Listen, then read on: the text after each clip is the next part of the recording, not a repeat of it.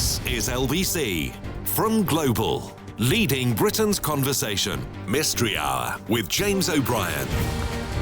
3 minutes after 12 is the time, and for the first time in living memory, I think you've forgotten that it was 12 o'clock on a Thursday and that Mystery Hour was about to unfold. So you can, you've got a much better chance of getting through now if you're quick than you have at any other point in the last, it's probably a decade, is it, or something like that? If you don't know what Mystery Hour is, allow me to take a moment to remind you. It's your weekly opportunity to achieve the sort of satisfaction not ordinarily available anywhere else on your radio dial. You have a question that needs an answer, a mystery that needs a solution, a riddle that needs unravelling, or indeed an enigma that needs that craves satisfaction. And somebody else listening to the programme will know the answer to your question. It can be silly, it can be serious, it can be scientific, it can be sporting.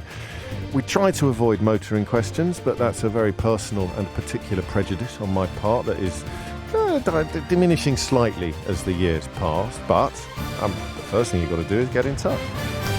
We also live in an era now where a prize is available. Not only is a prize available, the prize is an actual Mystery Hour board game based entirely on this radio feature. That's something I never thought would happen in a million years. And I know, because I've been signing them. Book events that quite a lot of people are going to have one under their tree this Christmas. But if you want to get your own, you can do so at mysteryhour.co.uk, or you can just make my favourite contribution of the day today. You can be my favourite questioner or answerer on today's Mystery Hour, because there will be one brand spanking new, box fresh, shiny edition of the Mystery Hour board game winging its way to whoever I, and my decision is final, whoever I anoint as this week's winner, which I will do right at the end of the hour. The full terms and conditions, because this does remarkably qualify as a proper grown-up competition, the full terms and conditions are available at lbc.co.uk. So that's mysteryhour.co.uk for the game and lbc.co.uk for the rules and regulations, the terms and conditions of the competition to win one today. 5 minutes after 12 is the time. Shall we crack on? I think we should. Naj is in Peckham. Naj, question or answer? It's a question, James. Carry on. It's related to freedom of movement. Yeah. And the question is, if a UK passport holder goes to Europe and overstays their 90 days, what is the penalty? Like if they get stopped by the old bill or that on their passport, their 90 days is over, or if they come back after overstaying 90 days to the UK, what's the penalty?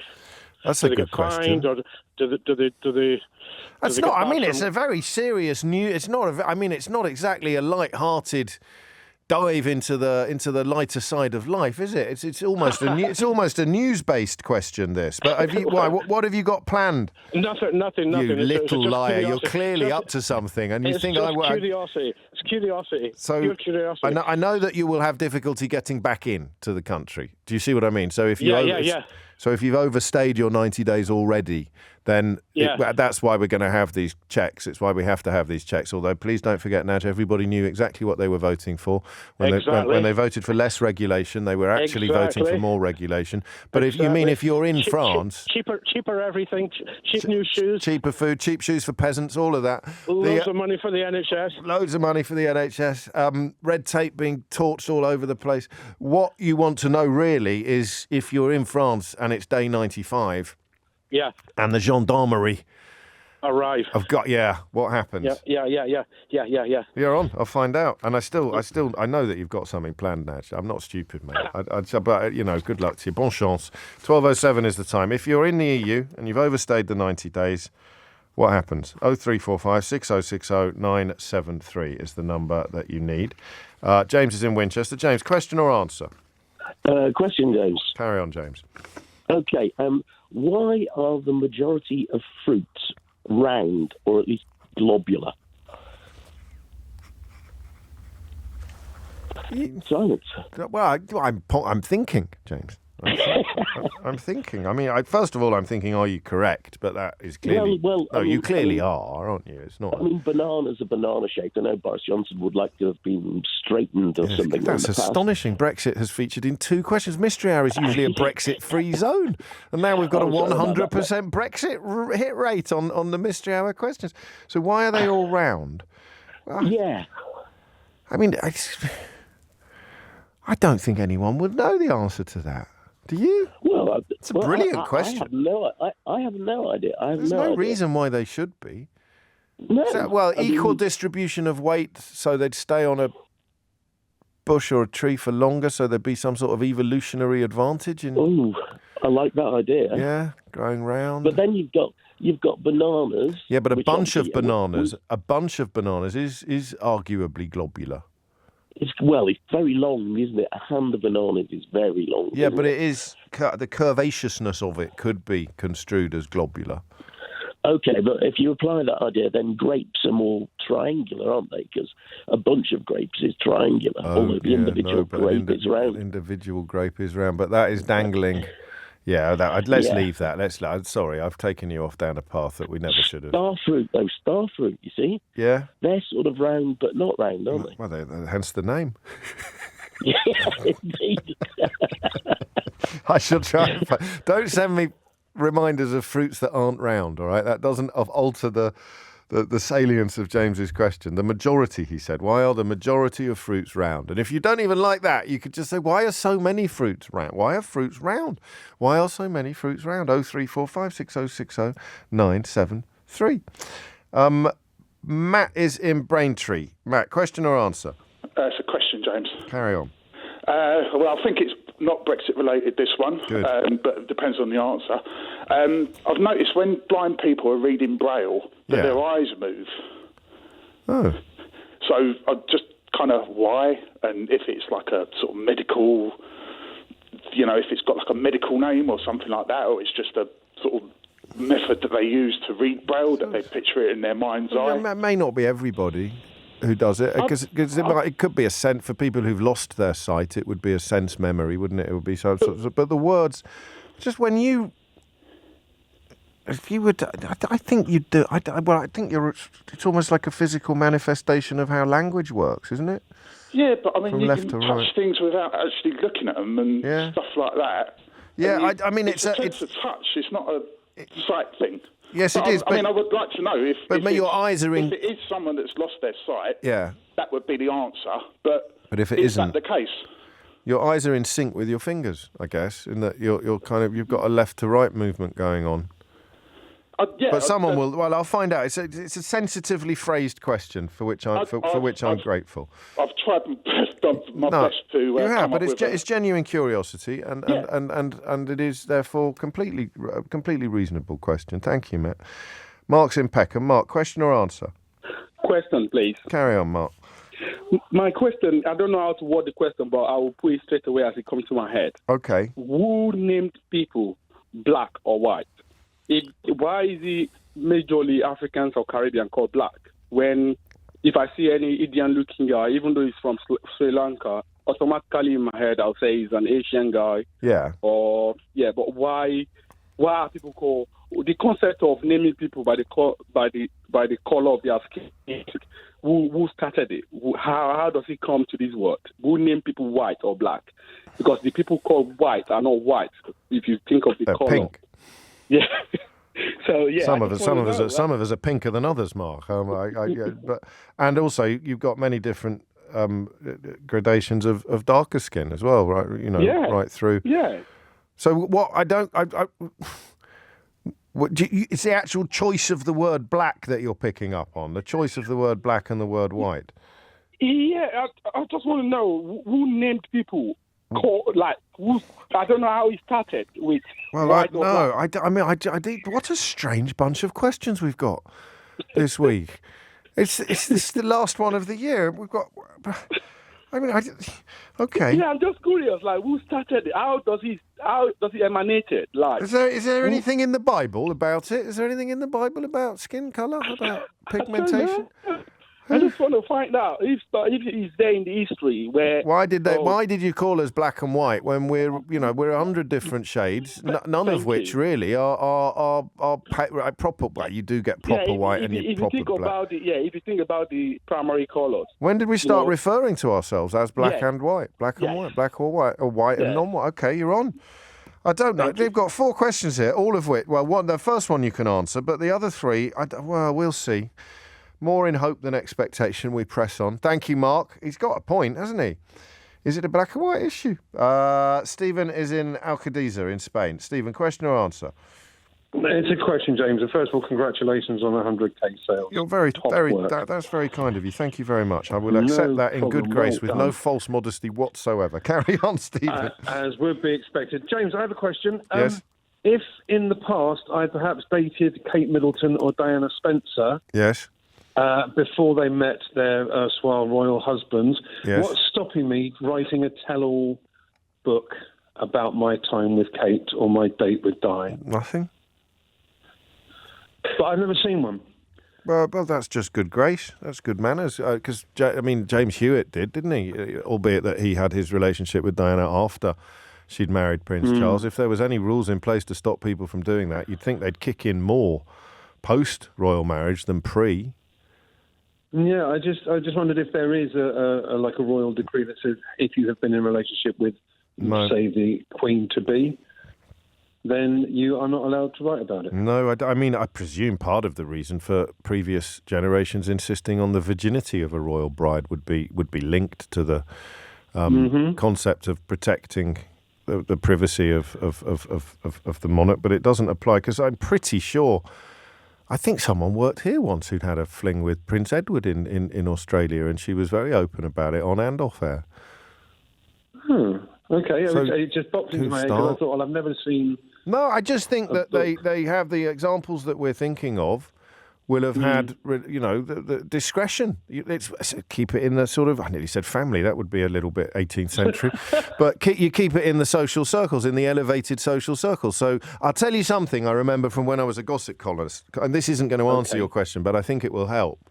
The idea of talking to the media, the higher up the social ladder you get, the more outrageous it becomes. So, the people would tell me stuff, knowing I was a gossip columnist, knowing I wouldn't print it. This is one of the many, many reasons why I was such a rubbish journalist, such a rubbish showbiz journalist stroke gossip columnist, because there was a sort of, it would have been social suicide, if you see what I mean. So there's it would be anathema, like a gentleman never tells, Joe has suggested. So, and the same for a lady. So it is just convention, tradition, and... So there's no man with a stick sat next to Kate's previous boyfriend saying, "Don't you dare, or I'll smack you on the head with it." No, categorically not. Okay. Qualifications: rubbish journalist. Well, you can give yourself a round of applause. Well, thank you very much. It's a good question, and Merry Christmas to you as well. 12:16 is the time. James O'Brien on LBC. James O'Brien on LBC. What happens if you are caught in the European Union having exceeded the 90-day limit on your stay? Why are most fruits round? Why, when visually impaired people are reading Braille, do their eyes appear to move from left to right? When did we start referring to each other as black and white people? And I've done that one for Stephen, and I'm fairly confident I'm correct. Jan is in Alicante. Jan, question or answer? Answer. Carry on. Regarding the 80 days... 90 days. EU. Sorry, 90 days. It's 80 days around the world. You go around the world in 80 sorry, 80 days. Yeah, right, what it is, here in Spain, it's a €2,000 fine immediately. Yeah. And you're banned from entering the country for as long as they actually think you can. But a lot of people don't realise that those days start as soon as you put your foot on French soil. So there's no way that someone can drive to France, think, I'll pop over to Portugal for a couple of weeks, then pop over to Spain for a couple of weeks, then pop over somewhere else in the EU, because that all adds up to your time in the EU. It's 90 days in the EU. You're absolutely right. In the EU. From the moment you put your foot on French soil or your tyres. So the punishment may change from country to country, but the clock is ticking. But also here at the moment in Spain, even though people keep asking, there's no proof here that it's happened to anyone. No, okay. On all the Facebook pages and whatever, people are saying, has anyone been caught yet? Has anyone been punished? I think that was. It seems to be that no one's done anything yet. I think that might have been the motivation behind Nadji's question, Jan, actually. Do you want to know something amazing? that I've just noticed. Yes, go on. Well, it's amazing to me, but I've probably oversold it to you. I think this is the first time in the history of Mystery Hour that someone who asked a question has had it answered by a person who has the same name backwards. Oh, really? Isn't that So Naj wanted to know the answer to this question, and the spelling he gave to our producer was N-A-J. And Jan, J-A-N, has now answered the question, and that, I think, is a history-making moment in Mystery Hour. Oh, well, there we are. Do I get anything for that? Just a round of applause. But also, you're in the hat. You're in the hat for the Mystery Hour board game. I can't imagine that's ever happened before, and I don't know why I noticed. To be honest. Oh, and she can't win the board game because she's in flipping Spain, and that is also her qualifications for being able to answer the question. So there are punishments in place, but how much effort the Spanish police or the French police or the German police are putting into finding people from outside, British people from outside the EU who've overstayed their welcome. But they'll know when you try to come back. That would be quite an interesting thing to know, because that clock is ticking all the time that you're there. Mark is in Barrow-in-Furness. Mark, hello. Hello. Question or answer? It was a pleasure to meet you. Have we done this since you came to Manchester? Have you been on since we met in the flesh? No, I nearly got on. But we haven't. It was an absolute pleasure to meet you. Mystery Hour royalty turning up in Manchester. Oh, it's very kind of you to say that. It was an absolute pleasure to meet you and hear you being interviewed by another friend of mine. The magnificent Robin Ince. No, it was a lovely night. Thank you. Question or answer? Well, I'm giving you an answer about terms for skin colour. Yes. And it seems that the current idea of black versus white, rather polarised like that, yes, goes back to European colonial times mainly. Oh. And until then, of course, a lot of people seldom met someone that different from themselves in skin colour. Of course. But once European colonisation happened, especially with the institution of slavery, there was clear polarisation between Europeans and, say, Africans and Afro-Caribbean people and so on. And that seems to be when this stark contrast developed, mainly. I mean, as you say, white people aren't really white, they're more pink. Steve Biko said that once. Yes. That why do you call yourselves white? You're pink. Yes. And when I lived in Southeast Asia, we met some people who were even blacker in skin colour than most Africans, South Indian people, Tamil speakers and so on. Yes. Some of them were very black, but they weren't described as black. Gosh. Because they weren't Africans or Afro-Caribbeans. And so the word would have kicked in then, the actual word black? The word would have kicked in, used of skin colour particularly. Yes. But sometimes people just used it descriptively. So I remember a story about how someone pointed to a group of men in West Africa and said, that man has been stealing planks. Which man? That black man. Yes. As opposed to others who were different shades of brown and so on. Okay. But in the ancient world, for example, in ancient Greece, there isn't much discussion of skin colour. It's more a question of what culture people were from. So you have to introduce the hierarchy almost to justify the colonialism, don't you? You do, and I mean, even if they did use a skin colour, for example, sometimes the Greeks described Egyptian people as red in colour. Yes. Oh, did they? Rather in the way that Native Americans used to be called red men and so on. Gosh, yes, of course. And they're not really red, but they were different from the Greeks. They were darker in hue than the Greeks, and in that general direction. That's absolutely fascinating. The one problem, though, with this is that the ancient Greek colour terms are themselves complicated and awkward. And in fact, William Gladstone got involved in that argument, indeed. There was once a claim that the Greeks were systematically colourblind. Oh, really? But for example, Homer describes the sea as the colour of wine. And that seems odd. I mean, Greek wine mostly red, and then there's an argument about, it doesn't mean the hue, it means the saturation, and so on and so on. So it's quite difficult to be decisive about ancient Greek colour terms anyway. I didn't know that. But it's a big field. So if we were going to pin down Mark's question, we'd go for, what, the 17th century? Maybe a bit earlier than that, but... But there's not going to be a hard date. There's not going to be a right answer to this. But you've described the tides. Development. I love that. The tides on which this question rides. But it'd be particularly when you got the European driven slave trade.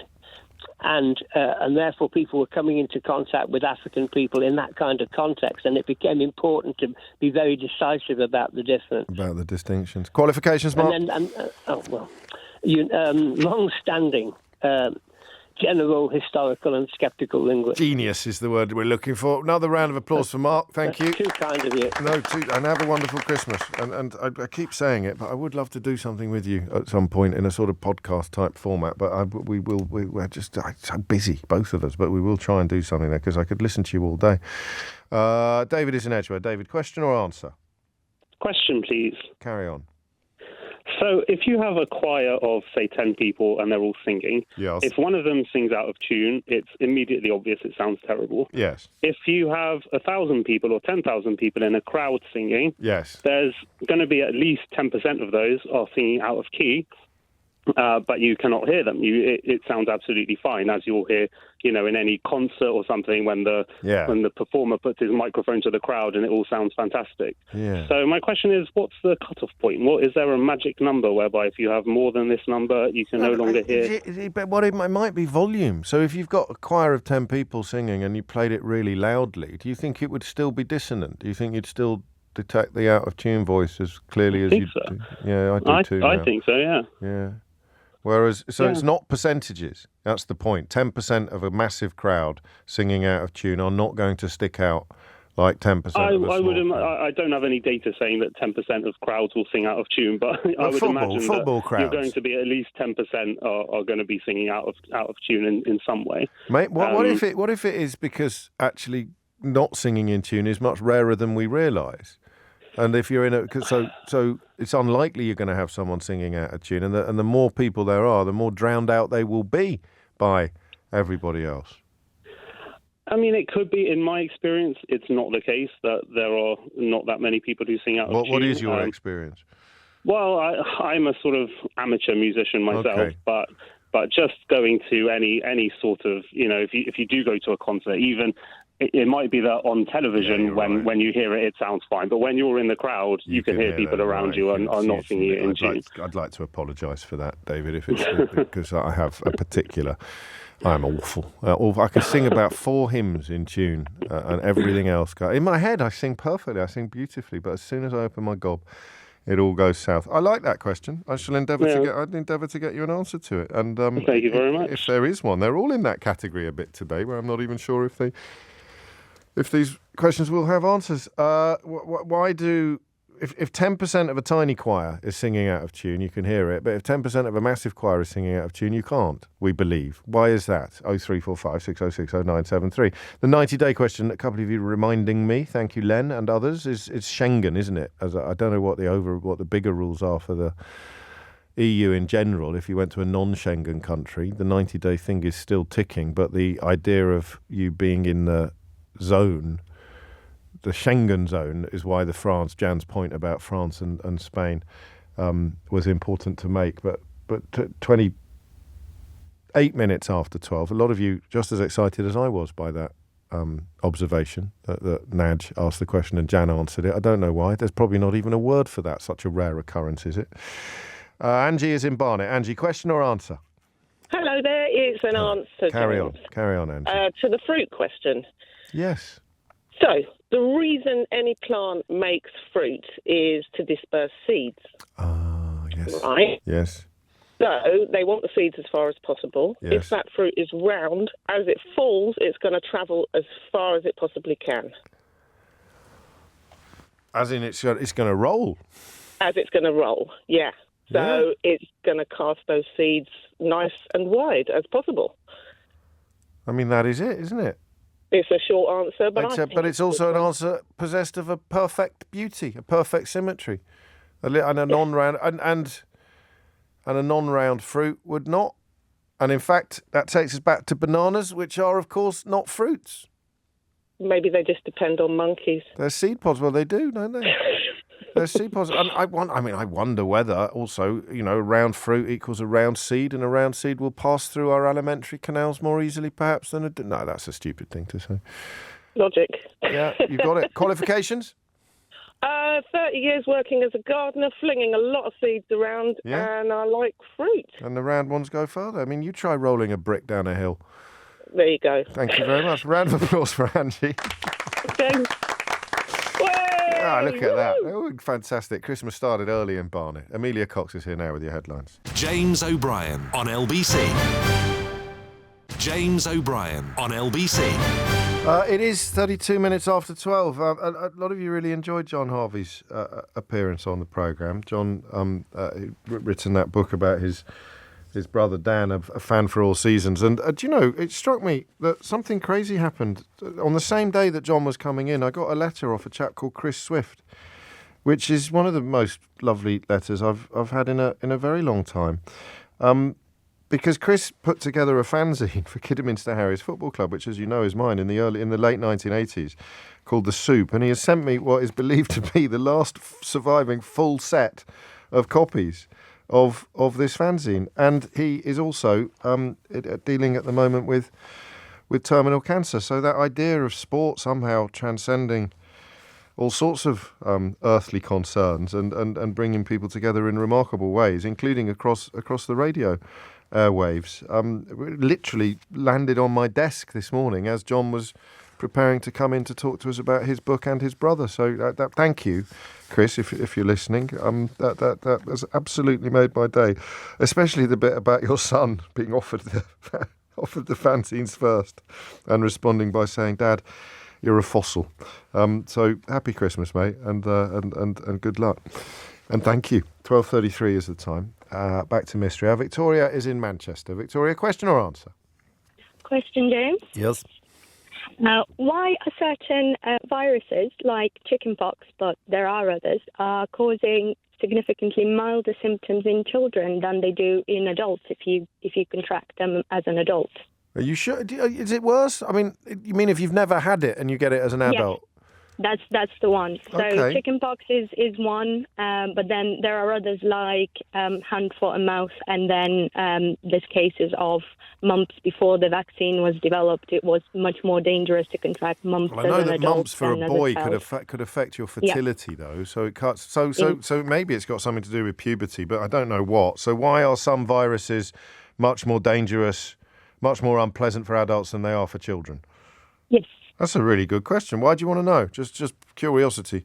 I've got a 1.5-year-old, so Yes. we're going through the phase of her bringing home all sorts from nursery, and when she had hand, foot and mouth and recovered after 3 days, and I was floored for about 4 weeks with it. That sort of brought in the question. Yeah, of course it did. Of course it did. I've never thought of it like that before. We shall try and get you an answer, Victoria. Oh, thank you. No, thank you. I just looking at the previous question and wondering what the question David asked about chairs was, but I can't read my own writing. He was asking about choirs, wasn't he? Victoria, thank you. Denise is in Lisbon, in Northern Ireland. Denise, question or answer? Answer. Carry on. The question about Braille, why Yes. do blind people's eyes move from left to right? Thank you. If they're reading Braille, it's likely due to if you lose your sight, either if you've been blind from birth or at a very early age, then you develop a condition called nystagmus, which is an involuntary movement of your eyes, and usually from left to right. It can be up and down as well. Okay. And that would be why. So it would actually be happening all the time, and It we would be just happening. notice it more, perhaps, because it seems a bit anomalous when people are reading Braille. Yeah, it's like, well, James Galway's not blind, but he has nystagmus. So if you watch him when he's playing the flute, his eyes flick. And if you didn't know, you might just think his eyes were flicking across the music. But it's because he has nystagmus. Well, there you go. Qualifications? I'm an optometrist. Oh, that'll do. That's nice, isn't it? So you don't, so it's more common among blind people, is it? The It is condition? more common amongst blind people, But not confined and people to- who are visually impaired. Yes. It's why a lot of blind people wear sunglasses. Why Stevie Wonder wears sunglasses, because he has involuntary eye movements. And obviously, the younger you are, when you lose your sight, the worse it can be, because you've really got no motor control of your eyes. So. Oh, that's a perfect answer. Thank you, Denise. No problem. Round of applause, please. Let's get that down. Denise on the page. Thank you. 12:36 is the time. Mark's in Dunfermline. Mark, question or answer? It's an answer, James. Carry on. It's an answer to the question about... Your phone line is gone. Not your fault, nobody's fault. We'll try and fix it up. 12:36 is the time. We must get Mark back. The 90 days question we have done. The round fruits question we have done. The Braille question we have done. The black and white people question we have done. The Kate Middleton's love life question we have done. So we need to know about why choirs stay in tune the bigger they get, the more in tune they will be. And why some viruses are considerably more unpleasant for adults than the same virus is for children. Luke's in Orpington. Luke, question or answer? Question. Good afternoon. Carry on, Luke. Good afternoon. When we think of the first rainbow which appeared during Noah's Ark, why is it that it arcs round? Why does it bow? Does it not? What? I don't know. Give me a chance, man. I haven't even started thinking out loud yet. You're jumping down my throat. It's usually the other way round on this programme. Why would it be a bow? The light, ray of light. I know the answer to this, but I'm not going to be able to articulate it. Yeah. It's about the rays of light and diffraction and all of that malarkey and spectrums. Let me just throw a curveball in, excuse the pun. Oh, well done. Well, basically, when I came into my lounge the other day, the light was shining through the window onto a mirror, and it was coming in a straight line across the ceiling. But the rainbow was? There was a rainbow on the ceiling coming from a mirrored mirror. Do you know what I'm saying? So it may not have been in a straight line. You just only saw a tiny part of it. That is true. Possibly. It could have been covered. But if you think of, the Pink Floyd album, it's in a straight line. It is. But, you're on. Why are rainbows in an arc? Arch. Yeah. Arch. Noah's Ark. Yeah. Noah's Ark. You're on. Thank you. It's a good question. Thank you, Luke. Rainbows. I like questions about rainbows. 12:38 is the time. Mark is in Dunfermline with an answer to the singing question. Carry on, Mark. Hi, James. How are you doing? That's brilliant. Look at that. Crystal clear. Clear as a bell. Carry on. Good. Right. Okay, so the answer, if you had 10% of the crowd all singing out of tune, and 90% are singing in, then the reason why you're not going to hear the 10% is because they're not all going to be singing the same notes. So, for instance, the 90% are singing the correct notes. Let's say they're singing the C major. Yeah. But the 10% who are singing out of tune, they're not all singing, like a semitone above or a tone above or, slightly sharp or slightly flat. They're all singing all over the place. So that's why you're not going to hear them. That's beautiful, actually. So it is, isn't it? So that is literally how music works in a way. Yeah, and your brain also kind of self-corrects a wee bit as well. If you think about like a chorus pedal for a guitar, yes. Well, a chorus pedal actually is playing notes that are slightly waving out of tune all over the place, but your brain kind of self-corrects and makes it harmonise. And also a guitar's not completely 100% totally in tune. Sure. For kind of technical reasons. Qualifications? I don't actually have any. No, you do, because you've answered the question. So how do you know the stuff that you've just shared with us? That's all the qualification needs to be. Played guitar for, 30 years or so, and studied music quite a bit. Yeah, that makes and it makes perfect sense, doesn't it? Because you could have, would it be sharps and flats? Did you say so? It could be. Yeah, he's singing sharp, and I'm singing a bit flat, and actually together that would sound in tune. It evens out, yeah. But also, if you had, let's say for instance, the 10% of the crowd were all singing, a semitone sharp, then you probably would hear it.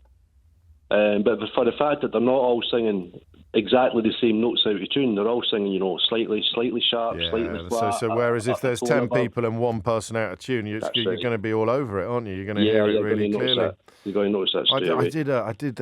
I do a carol concert every year for the Quorum charity. I have the privilege of hosting it, and as you know, this year I had a flashback.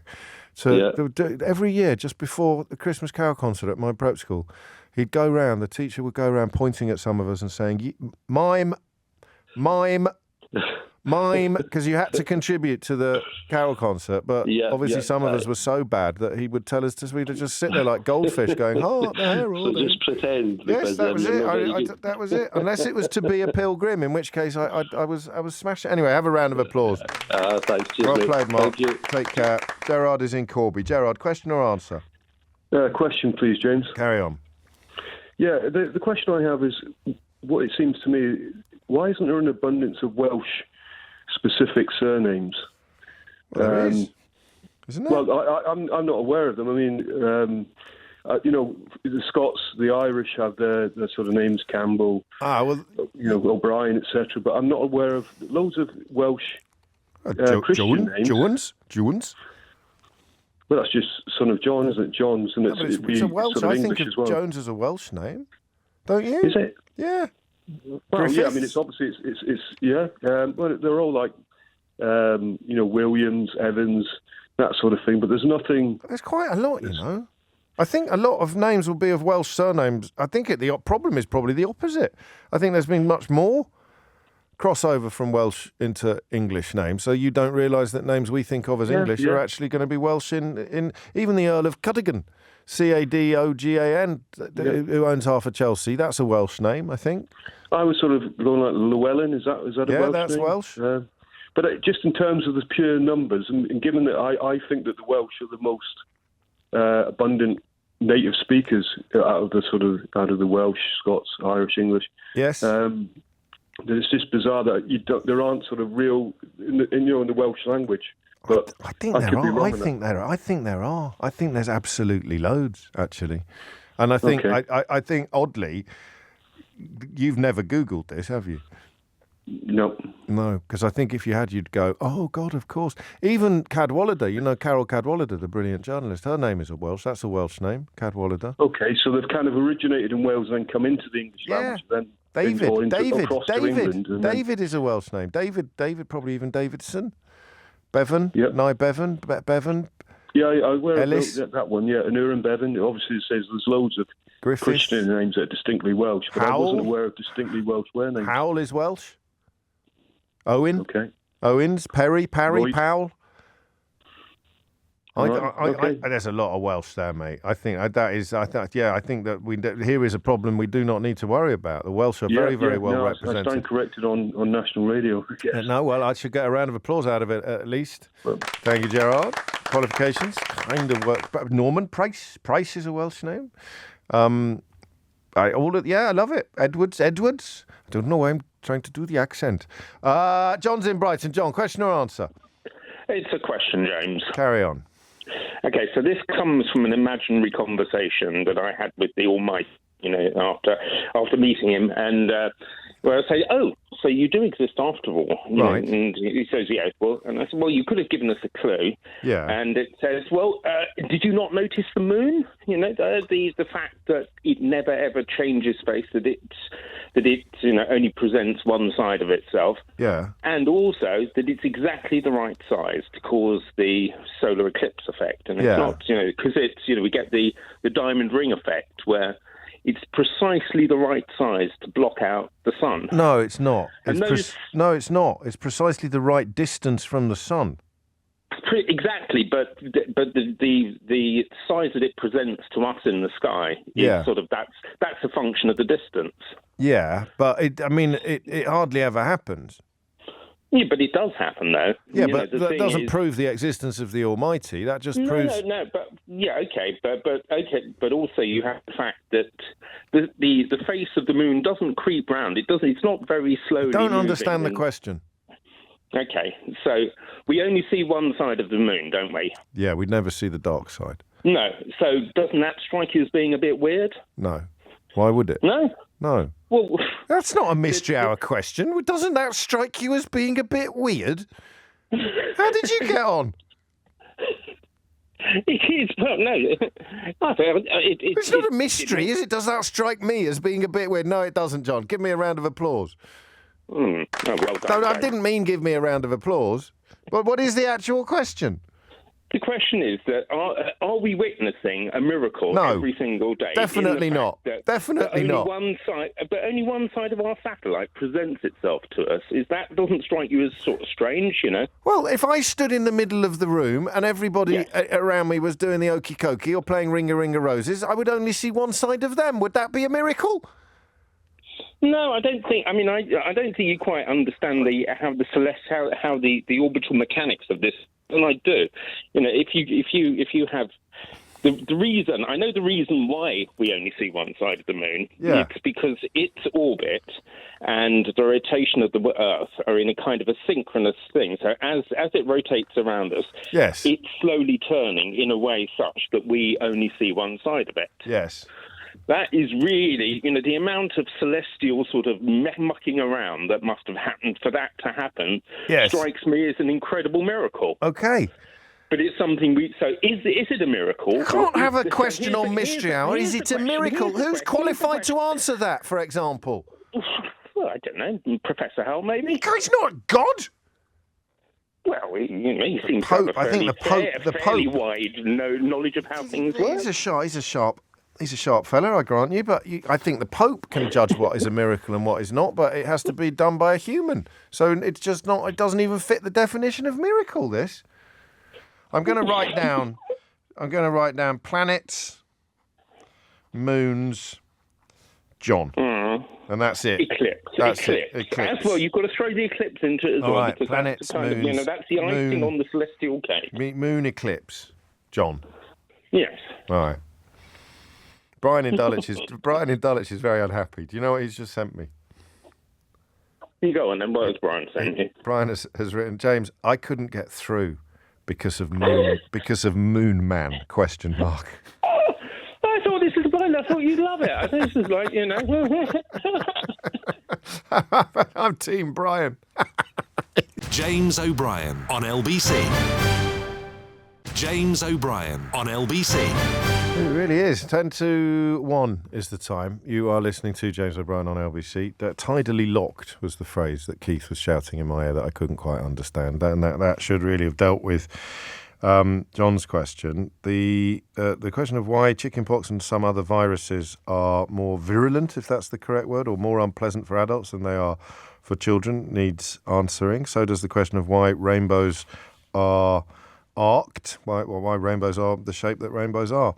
I think that we've done the Welsh surnames question satisfactorily, and if you want to explain very simply why the incidence of a solar eclipse is not evidence of celestial tinkering by an unknown omniscient power, then I would probably be able to make some room for you as well.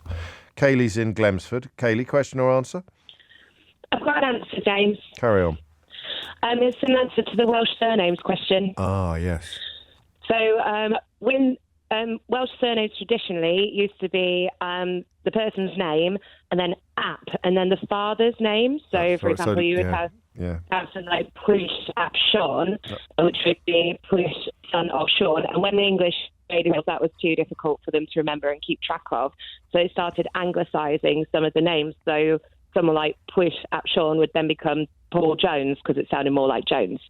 So it's easier for them to keep track of. That plays part of it then. And that does also actually apply to Irish. I don't know about Scottish, but the anglicised, because that's why Dara O'Brien, we have the same surname, but he sticks with the original version, whereas I've got the anglicised version. Yeah, so there's a lot of Welsh names that you could probably translate into English, but the real sort of hardcore Welsh got a bit ridden out by the well, not the colonisers, but by the conquerors almost.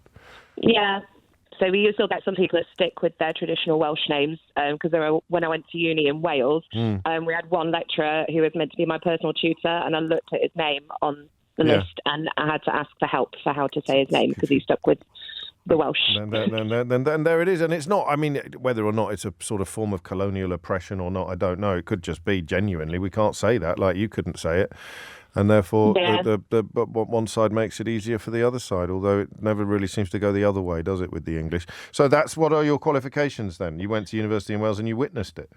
Yeah, and I had a lot of Welsh friends who explained it to me. Yeah, I mean, that actually is a better answer than mine. Although there are still lots of names that we know are Welsh, which is what I think Gerard was asking about. They don't have the equivalent of the O apostrophe or the Mac in front of them in the way that they would have done if they hadn't been anglicised in the way that you've just described.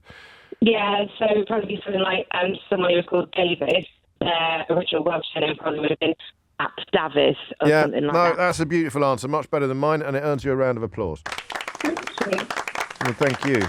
How bored must a god have been to think, day 4, I'm having a quiet one, I'm going to set the moon's rotation to perfectly match that of the Earth and wait 3.5 billion years for someone to phone in and point it out on a radio show? Shuggy's in Barnet. Shuggy, question or answer? It's an answer, James. Carry on, Shuggy. It's about the rainbow. Oh, yes. Excuse me. The rainbow that we see on Earth is only actually half the picture. Oh, of course a full rainbow is actually a circle. Yeah. You can view the sun as a point source. The light rays come from it, they hit the atmosphere. When at the correct angle, they hit the droplets, and there's a process called total internal reflection, where they get bounced off the back of the raindrop at an angle, hit the back again, and then come out through us, and it disperses into a spectrum. So sometimes you'll be able to see it in an airplane. If you're very, very lucky, you'll see the rainbow. Full circle rainbow. Circle. Wow. Yeah. That would be. Have you ever seen it? Yeah. Oh, sensational. Qualifications? Physics degree. That'll do. Round of applause for Shuggy, please. Thank you very much. I think that's a lovely answer. I knew that. I knew it. I bet that's in the board game, that one. Like, I bet we've had that before. I just slipped out the back. Yeah, I know we've actually done this on Mystery Hour, but I think there's a finite nature. Names. I don't know what age you are when you haven't got room for any more names in your memory. And so you either have to start trying to forget some people so that you can free up some space for some new names, or you spend quite a lot of time often working with people and their names just aren't registering with you in the same way that they would have done once. Now, is that because your memory is weakening or because it's full? That's not a mystery. I'm just sharing. 12:55. Matt's in Folkestone. Matt, question or answer? Oh, hello, James. Oh, hello, Matt. Hello, happy Christmas. Same to you, too. Yeah, thank you. It's a question. We haven't got much time, have we? No, that's true. Carry on. Okay, so why is it whenever no matter how neatly I fold away and put away my cables in a drawer, whenever I open the drawer, they come out all tangled up? Are you sure about that? Yeah. They're not tangled the first time you open it after doing it. They are. They're not. No matter They're not. They get because you go into it and you're thinking, oh, they're still quite tidy, and so you don't notice it, and you take one out, and possibly you put it back, and then you cross a sort of Rubicon of entanglement, and that's the point at which you notice that they have become retangled, but they don't. They cannot tangle themselves in a closed drawer. Well, I might do a little bit of mild rummaging. Yes, there it is, you see. It's the mild rummaging that causes so many problems, Matt, in so many areas of life. Indeed. But I put it on the board. Why do our cables get tangled in a drawer? Because there might be an answer that's a bit more scientific than mine, but they cannot. It's like a locked room mystery. They cannot be tangling themselves in a closed drawer. I think they are. String theory. Would that explain it? Yes, string theory. String theory may come close to explaining it, but I have a feeling that neither of us know what string theory is, Matt. No. Possibly not. I'll leave it on the board. The Tangled Cables, that great prog rock band from the early 1970s. I think they supported Deep Purple, didn't they, at Wembley once? Why do cables get tangled in a closed drawer? Margaret's in Soho. Margaret, question or answer? An answer, Hello, James. Hello, nice to speak to you again. Likewise. What have we got? Yes, total solar eclipses. Yes. Right. Just briefly, the Earth, the Moon's orbit around the Earth doesn't follow strictly over the equator, and it is elliptical. Yes. It's not perfectly circular. And together with the Moon, our orbit around the Sun isn't perfectly circular, it's elliptical. Yes. So in order to get a total solar eclipse, the three have to line up quite precisely, and that happens somewhere in the world about once every year or 18 months. Right. The last one was in Western Australia in April, and the next one will be in United States and Mexico in April as well. Awesome. The thing is, because the orbits are elliptical, sometimes the Moon, when it's lined up with the Earth, and between the Earth and the Sun, is slightly further away, and sometimes it's closer. So you don't always get a total eclipse. Sometimes you get what are called annular eclipses. If the Moon is further away from us in relation to the Sun, then it doesn't cover the entire So it's not some miraculous geometrical miracle that Gerard was imagining. It's just laws of physics. Basic laws also, of physics. the Earth, the Moon is actually spiralling away from us. Is it? Because yes, about an inch or so a year. Frankly. What, just Britain or the whole world? Yeah. Well, the thing is, Buzz and Neil left mirrors on the surface of the Moon when they went up on Apollo 11. Oh. And there's been a bloke in Texas ever since pinging a laser off directly the mirrors. Off the mirrors. And that's how we've measured over the last 50 or 60 years that he's actually spiralling away. How much further away is it now from when they landed on the Moon? Oh, blimey, you do the maths. I mean, an inch or so. No chance. No chance. All right, Sheila's got it covered. Yeah, I have, yeah. Anyway, I met Buzz Aldrin once. Sheila knows. How far away are the mirrors now? I'm jealous. Or is that it? A bit further. They are a bit further, apparently, Margaret. Quite a bit further. Yeah. Qualifications? I chase total solar eclipses. Do you? Well, how much of your life is taken up chasing total solar eclipses? Well, it provides a journey once every year or a couple of years to some far-flung place. Well, I've only seen 5. It's not bad, but is it? Some of my pals are clocked at over 30. So there's a community. Yes, there is. Surely And once you've seen one, you are addicted. You've got to go and see the next one. I guarantee it. But anyway. Certainly a round of applause.